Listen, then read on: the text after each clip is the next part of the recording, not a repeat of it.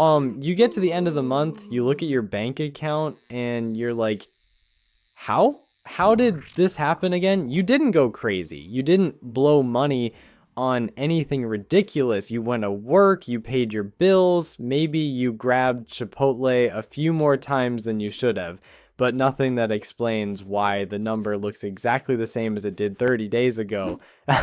Maybe even a little worse. And the thing is, you're not alone in that feeling, not even close. My name is Chris, and I've spent way too much time thinking about money and why some people seem to quietly, almost effortlessly, build real financial security while others, smart and hardworking people, stay stuck in the same exhausting loop for years. I think about it probably more than is reasonable, honestly. But what I've come to understand is that wealth isn't just one thing you either have or you don't. It moves in levels, and most people don't even know which level they're actually on, or what the real unfiltered truth about that level looks like. So let's get into it. Level 1, survival, the treadmill with no off switch. This is the starting point, and I know it's uncomfortable, but we have to name it clearly. At level 1, your money is already gone before it hits your account. Rent, car payment, insurance, groceries, utilities, and if you're like most Americans carrying some kind of debt, minimum payments on top of all that, every dollar has somewhere to be, and none of those places are building you anything. Here's what nobody tells you about level 1 though. It feels normal, like deeply, dangerously normal. You look around and everyone seems to be in the same situation, so you start to think, okay, I guess this is just adulthood. This is just how it works, but that's not true. That's just what the starting line looks like.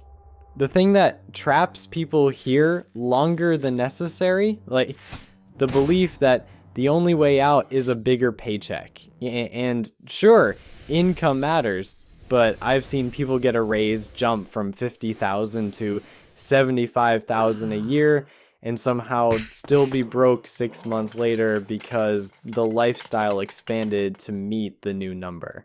A bigger salary without a shift in behavior just means more expensive survival. The real escape from level 1 is creating a gap, even a tiny one, between what comes in and what goes out. That gap is everything. That gap is the beginning. Level 2, stability, where comfort becomes the enemy. Level 2 actually feels good. Your bills are paid on time. You've got a little cushion in your savings. Maybe you started a 401k at work because your HR person wouldn't stop bringing it up. Life feels manageable. And after the stress of level 1, manageable feels amazing. This is exactly where the trap is.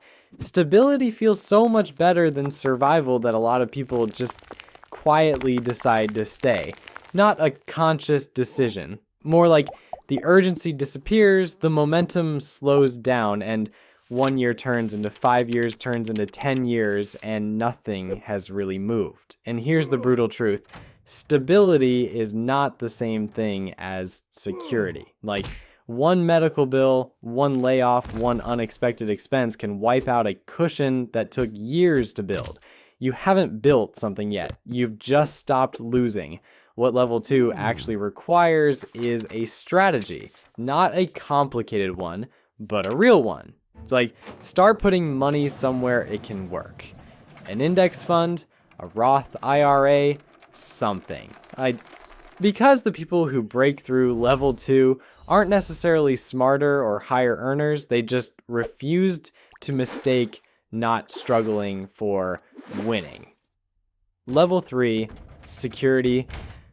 When the anxiety finally gets quiet, this is a real shift. Level 3 is when your assets start generating income on their own. Could be investment returns, could be rental income, could be a side business that runs without you babysitting it every hour. Something is working while you're not. And that changes the way you think about money in a way that's honestly hard to explain until you feel it. The low level hum of financial anxiety, that that thing running in the background of your brain every single day, it gets quieter. You start making decisions from a place of choice instead of fear. That's huge. Hi. But here's what I want you to be careful about at level 3, because this one catches a lot of people off guard. Lifestyle inflation is hungriest right here. The moment things feel secure, the temptation to upgrade everything shows up. Nicer apartment, newer car, more travel, all the things you told yourself you'd do when you could afford it. And look, you should enjoy your money, genuinely. But I've watched people arrive at level 3 and quietly spend their way back to level 2 without ever realizing what happened. Don't let the reward erase the engine. Level 4, freedom. The whole point. Level 4 is freedom. Real freedom. Not, I took a week off freedom. Actual honest to goodness, my passive income covers my life freedom. Work becomes optional. Your time becomes yours. That's the thing people are really chasing when they talk about building wealth, even if they don't say it out loud. And the brutal truth here? Most Americans will never reach it. Not because they can't, but because they never actually decided to aim for it. They aimed for stable, got there, exhaled, and stopped. Freedom requires a longer game. Sometimes 10 years, sometimes 20. Boring, consistent, patient, building over and over again. The people who get there, they're not always the highest earners in the room. They're the ones who understood early that the money was never really the point. The time and the choices the money could buy, that was the point. They built systems. They stayed consistent. They didn't perform wealth before they built it. Wherever you are in these 4 levels, the most valuable thing you can do right now is just be honest about it. Not harsh, not hopeless, just honest. Because you can't navigate towards something if you don't know where you're starting from. And here's the quiet thing I want to leave you with. The moves that change your financial life rarely feel significant in the moment. The gap you create this month, the investment you start with a small amount, the upgrade you choose to delay, none of it feels like a big deal while you're doing it. But years from now, those small repeated decisions are the whole story. You're already paying attention, and honestly, that matters more than you think. Look, if you made it this far, that already tells me something about you. You're not the kind of person who just scrolls past and moves on. You're actually thinking about this stuff, and that genuinely is the difference maker over time. So do yourself a favor, hit subscribe. Not for me, but because the conversations we have on this channel are exactly the kind that nobody's having at the dinner table, and you don't want to miss the next one. And hey, if this got you thinking, I want you to go watch the video I put out before this one. It's called The Brutal Retirement Reality Check Nobody Takes at 40.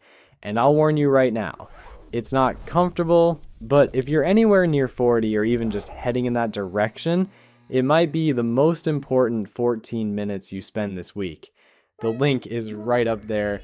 Go watch it. I'll see you there.